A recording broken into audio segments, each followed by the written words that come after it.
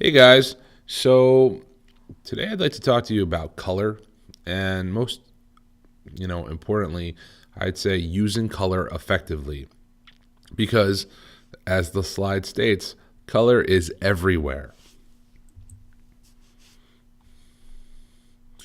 So, what is color? It's an element of art, and with the exception of line, a lot of people, me included, believe that it's the most important element.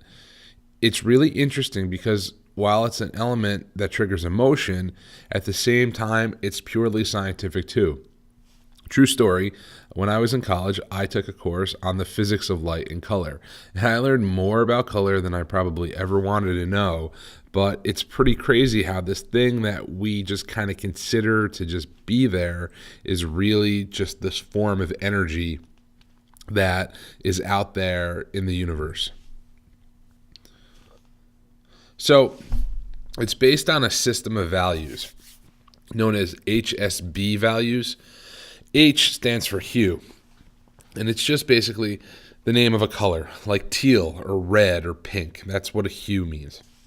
Saturation describes the purity of the hue. So, how much color will be there essentially. And then brightness talks about visually how light or dark the color looks, or sometimes known as its value. It's very common for some people to interchange that word brightness for value, and it all depends on how you were taught. It's just a thing. Color is also interesting because it's both theory based and practical based, and they don't always match up. And color theory is really based on light energy, while practice is usually based on pigment. And we have traditional theory and model, and then we have digital ones as well that you need to be aware of. But the theory that we use the most is more of a practical one than all the other ones out there. They all have their place, but really the one that we want to follow more than anything is what's called traditional color theory. So, traditional color theory, it's pigment based and it's based on a wheel, okay? And there are three kinds of colors that we have to work with there. There are primary colors, secondary colors, and tertiary colors. Primary colors are red, blue, and yellow, and they're the basic colors. They were found in nature. And it was Sir Isaac Newton who came up with the first color wheel, and he was a humanist, and he was really looking at what was in nature. Secondary colors are created when you mix primary colors together, and those are orange, green, and violet. Tertiary colors are created when you mix both the primary and secondary colors together, and you get kind of intermediary colors. So you get colors like red orange and yellow orange, yellow green and blue green, and then blue violet and red violet. And it's always important when you're talking about these colors that you say the primary first and then the secondary. If you were to call it, let's say, violet blue, you would simply be wrong. So this is the theory. Excuse me, this is the model. This is the traditional color wheel model. And as you can see, we have our primaries, red, blue, and yellow, and they have P's next to them. We have our secondaries, orange, violet, and green, and they have S's next to them. And then your tertiaries with the T's next to them. And they all blend together to create the wheel. And this should be nothing new. If you took an art class at all sometime in the past 20 years, at one point or another, somebody talked about a color wheel. And there are other colors out there that aren't on the wheel, and those are going to be called neutral colors. And sometimes they're considered earth tones. So true neutral colors consist of black and white and various levels of gray. And then what we call near neutrals, they're going to consist of things like your browns and your tans. And those are really important. Even though they're not on the wheel, they're still really important because they help break up color when we are looking at it and we are creating it. They are really kind of necessary to work with. Usually black or white can play a huge role in how color is perceived and how it works in general. So how do you use the wheel and how do you use it effectively? So the best way to do it is to look at some like tried and true methods for color harmony, and those things are known as color schemes. And basically, a scheme is just it's just a proven formula, and they've been used for years and years and years. So they're a great place to start. So here's the first one, monochromatic. So a monochromatic scheme uses one hue and adds white and black to it to create lighter versions or darker versions. So let's start with this base hue of red, right? And as we add white, it gets lighter and lighter. And as we add black, it gets darker and darker. And all of these colors here, they can work really well together. Okay, you could have a really pleasing, illustration or a poster or something along those lines utilizing these colors. Analogous schemes use colors on the wheel, and they tend to be colors that are next to one another on the wheel. And it's usually 3 or 4 colors. That's what it limits to, 4. And you can't jump colors. They have to be directly next to one another. So here we are in our red, oranges, and yellows, right? And then we can get into our light greens all the way to our blues. We can get into our blue, violet, our violet. So these are schemes that, again, will work out really well if you use these colors together. They have a harmony that is just there naturally. Probably the most popular schemes out there are known as complementary schemes. And a complementary scheme uses colors that are literally across from one another on the color wheel. So things like red and green, blue and orange, yellow and violet, or even blue, green, and red, orange, blue, violet, and yellow, orange, and yellow, green, and red, violet. And these hues are in direct harmony with one another. So it's really important for you to, understand these schemes and understand how they work. Now, one thing that I'd like to point out is that sometimes when you're working with complementary colors, you see a lot of contrast. But it's okay to go ahead and think about that shade or that tint, where we add black or we add white, and go ahead and change the value of a color. So if you have red and green, it automatically is going to scream the holiday season. But red and green also means things like strawberries and watermelon, right? And let's talk about watermelon, right? It's red and green, but generally speaking, the green is a lot deeper. It's a lot darker green.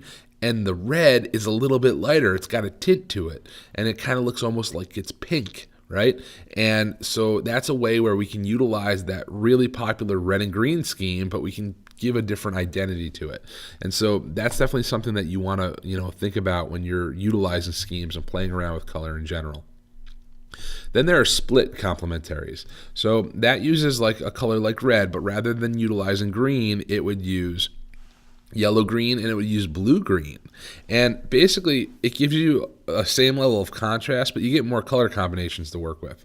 Some work better than others. The blues really work out well once you start playing around with things like, your different kinds of oranges. Those are always, always, always pretty successful. And essentially, again, go back to that contrast and add value. Think about your brightness and the value that is added when you make things darker or lighter, and you're going to find that you really probably like split complementary schemes. Another scheme that works out really well is known as the triadic or the triad scheme. These use 3 colors that are evenly spaced, creating a perfect triangle on the wheel.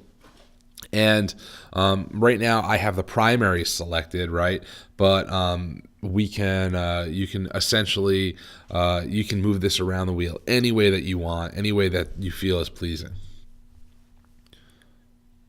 So whatever you choose, just remember that schemes are basically formulas, and they're great starting points. And color is all about experimentation. And to experiment and do it correctly, you need to take time. Also remember, things like saturation and brightness are out there. They can help create contrast to the schemes. Check out websites like Adobe Color. It's really awesome. It'll help you develop quality color schemes, and it's really easy to use, and it's free. The other thing that I think I should mention to you is that you may find out of this other color scheme that I just did not bring up to you, mainly known as a quadratic color scheme. It's a new kind of concept that's out there in some new design books, where basically you go ahead and you utilize, instead of a triangle, you use a square or a rectangle. But honestly, I just feel like that's just using every color in the rainbow, and that's definitely something you do not want to do. Color works more effectively when you limit yourself. Always remember that. It always works better when there's limits than when you just put every single color on the screen, or on the screen. Rainbows are beautiful when they're rainbows, but when it's a poster for a party, or if it's a logo, or if it's like you're trying to sell something on a t-shirt, all those colors can become really, really distracting. So you really want to stick to your schemes the best you can. The other thing to think about with color is sometimes we describe them in subjective terms too, like warm colors and cool colors. I know you've heard those words before. So warm colors, they pop. They're often the forefront of most artwork, and they tend to have a happy mood. And those are going to be your reds, your yellows, your oranges. Cool colors recede, and they often are in the backgrounds in most artwork, and they tend to have a somber mood. And they tend to be your blues, or some greens and some violets. Some violets and some greens could also be considered warm. It just depends. Like a red violet, a bright red violet, or a bright yellow green, those could totally fall into the warm category as well. And those are things that you really kind of want to be aware of. Now, no matter what, as a designer, as an artist, we're going to talk about digital color theory in a minute, but no matter what, always use the wheel. Always use the schemes. Those are just always going to work. The digital color is more based on how stuff works and the way you should build things. But the visual piece always, always, always falls back to traditional color theory and your schemes. So digital color theory. It's really for today's designers and artists. There are two models or modes that you really need to be aware of, and those are called additive and subtractive modes or models. An additive is light-based. It's based on RGB, or red, green, and blue, and it assumes that pure color is bright white light. And subtractive is ink-based or pigment-based, and that's based on CMYK, cyan, magenta, yellow, and black, and that assumes that pure color is black, but it's really not, as I'll explain in a minute or two. So additive color, RGB, or red, green, and blue, right? Again, it's based on light. It assumes that pure color is bright white light, and it's also based on how our eyes work. Inside of our eyes, we have three cones: a red one, a green one, and a blue one. And as light travels in there, our eyes catch the light into these cones, and then it turns it into a signal that goes into our brains, and that's how we see all the color. Every color that you see can be produced utilizing red, green, and blue. And it's why we have, it's why we use it on anything with a screen, because screens are based in light, right? And our eyes are too. So computer screens, projectors, your cell phone, all that stuff utilizing RGB. And cameras as well, and scanners, they capture light. So again, they use RGB. The other thing to be aware of is that if you're working in professional photography, or maybe if you're working in professional illustration, and you are going to print limited print runs with a lot of today's modern printers, let's say you're going to create a digital illustration and there's only going to be 50 prints, then you would build that in an RGB color, okay? And remember, RGB color allows us to see billions of colors. It's really got the most amount of colors out there that are available for us to see. It allows us to see colors that we can't even perceive in many ways. The flip side of the additive model is the subtractive model, known as CMYK, which stands for cyan, magenta, yellow, and black. And it's based on ink or pigment, and it's assumed that pure color is rich black. but it doesn't work because it's really dark gray. And because of this, that's why K, known as key black, was added to the printing process, and that gives us richer blacks.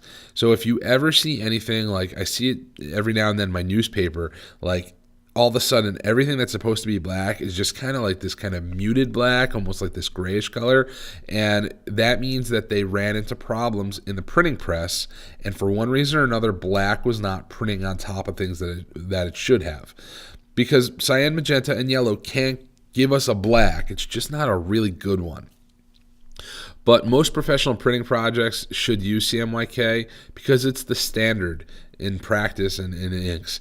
And if you're going to print on a custom inkjet, though, RGB might be a better plan. And the thing is that CMYK color allows us to see millions of color, which is a lot of colors. It's just not as vibrant as RGB. And because of this, I hear a lot from students, and I've done this myself too, where you're like, wow, that RGB image looks really great on the screen, or even that CMYK image looks really great on the screen. And then I print it out and it feels like it's not as good. And the thing is that what you need to understand is that RGB is always going to look brighter and it's always going to look more vibrant because it's made with light. CMYK is made with ink. The only way that you're going to get CMYK to really kind of, appear like it's looking like it does on the screen is if you use the right kind of paper.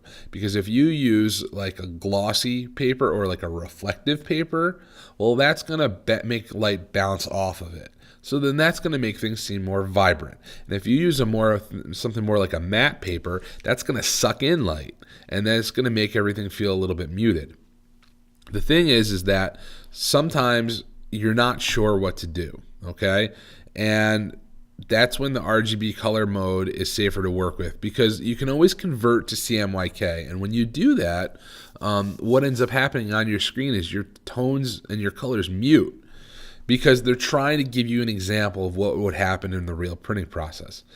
You can also convert from CMYK to RGB, but the problem is when you do that, your colors don't automatically get more vibrant and brighter. They just stay muted because that's how CMYK builds things.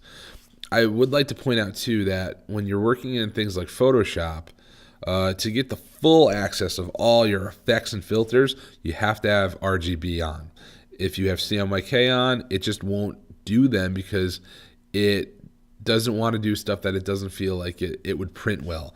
But, that's for us, the artists and the designers, to decide, not the computer and the software. So remember, RGB projects, those are going to be things like websites and multimedia projects, games, animation, professional photography and professional illustration.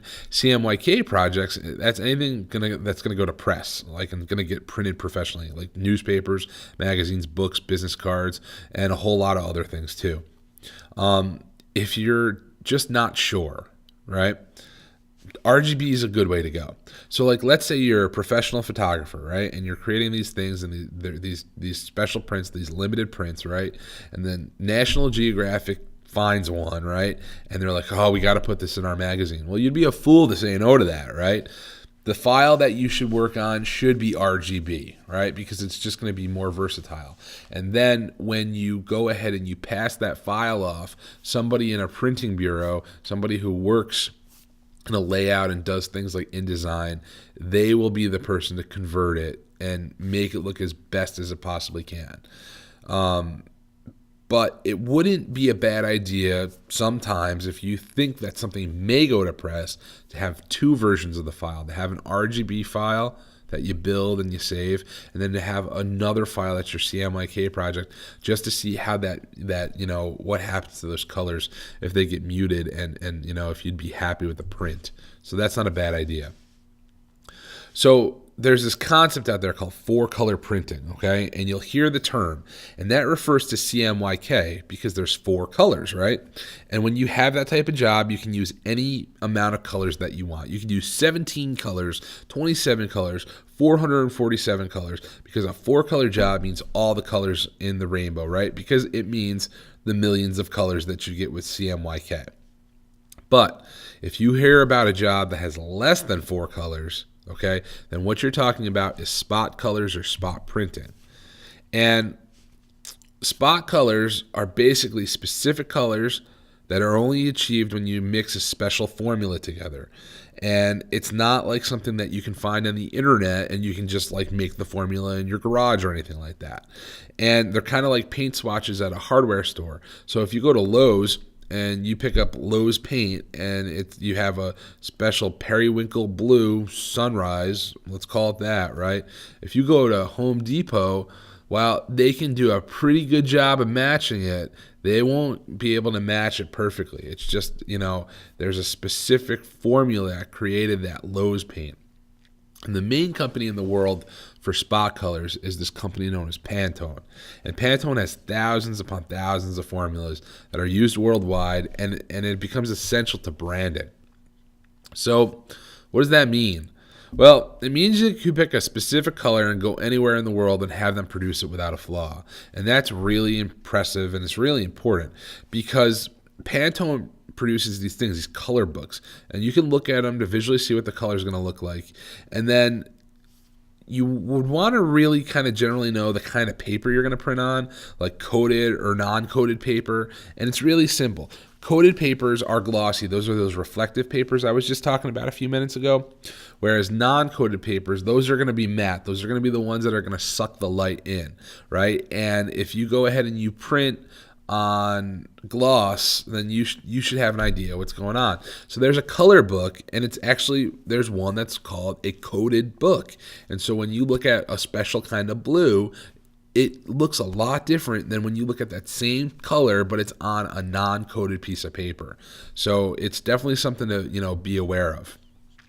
And, if you still don't get it, put it this way, right? So let's say that Pantone makes a special formula, a special color red, and it's used and it's recognized across the world as the color of Coca-Cola. And now whenever Coke prints, and I don't care where they go, they always, always, always use the same exact formula no matter what. Because guess what? If you are a printing house and you decide you want to use a cheaper color red, you don't want to use the special Pantone red, then what ends up happening is if Coke finds out, they're going to probably be pretty mad at you and they're going to stop doing business with you. If you go to all sorts of different like local printing places, if you get into their back rooms, you'll see that there are a lot of times logos for big companies like Coca-Cola or, like McDonald's or like John Deere or anything like that, we know have these specific colors, and they will have the formulas right out in the open because they need to make sure that everybody who works there does the stuff correctly. It's the same in like a t-shirt company as well. And it doesn't matter if the printer is in Glens Falls, New York, or Tokyo, Japan, you can still make the stuff look the same. And that is a way to kind of extend that brand and make it, what it really is, what it's supposed to be. And so the book, okay? The book is really important because you have a computer in front of you, right? And it may not be calibrated correctly. And what I mean by that is that it might look fine to you, but really it's not as bright white as it should be. It's kind of a little bit in the grays. Or maybe you work under fluorescent lighting, and because of that, that throws off how like the kind of colors you choose or something along those lines. And maybe you work, like in a dark room regularly. And again, that's going to throw off how things are. So it's really hard to make a perfect environment, for color, to be completely honest. You need very special kind of lights, rooms without windows. You need to really connect a computer up to like one printer at a time. It's damn near impossible in things like a classroom or an office environment. So that's why the books are really important, because when you go ahead and you look at the books, right, you know that the color that you pick in the book is what's going to come out on the printer. Because you could pick a color in the book like, a blue, right? And then you go ahead and you type the code into your computer, which we're going to get into this semester. And it doesn't quite look like the blue that was in the book. And that's where you just got to have faith in Pantone, all right, that it will work and it's going to do what it's supposed to do. Because if you go ahead and you throw the book away, you can pick that blue the way it looks like on the screen, and then when it comes back from the printer, it really printed violet. And that happens, and that happened to me. That was a personal story when I was a young graphic designer. I was doing a job. I thought I could save my company money by using less than 4 colors, and I got purple phone books instead of blue phone books. And let's just say my boss wasn't happy. And it's because I cut a corner and I didn't look in the book. And the Pantone books, they can be purchased online. You can buy them at Amazon for like 50, 60 bucks. They're a good thing to have if you're going to be a graphic designer. You know, if I had to list 5 things that a designer should have, obviously I'm going to go with, you know, a computer, a Mac most likely, Adobe software, that's going to be another one, you know, pens, pencils, markers, things like that, some traditional art supplies, sketchbooks, those are necessary. And then the last thing that I'm going to say to get is to get a Pantone book. If you have those things, you can do anything.